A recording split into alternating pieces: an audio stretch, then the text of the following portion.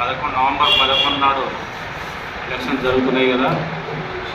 TRS party car గుర్తు మీద ఓట్లేసి అక్కడి ప్రజలు భారీ మేరతో గెలిపిస్తారని ఆశిస్తున్నాం. అయితే కాంగ్రెస్ పార్టీ ప్రభుత్వంలో ఉంది. ఇక్కడ రైతులందరూ తడిసిన ధాన్యంతో ఊరిదేవుడా పథకాండ మొత్తుకుంటే ఈ కాంగ్రెస్ పార్టీకి కానీ ఇక్కడ ఉన్న నాయకులకు కానీ ఇంత చిత్తశుద్ధి లేకుండా పోయింది.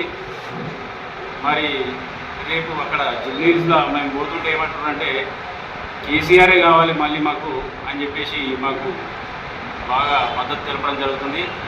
ఖచ్చితంగా రాబోయే రోజుల్లో ఇక జూబ్లీహిల్స్ గెలుస్తాం. స్థానిక సంస్థల్లో కూడా మేము మెజారిటీ స్థానాలు గెలుచుకునే అవకాశాలు ఉన్నాయి.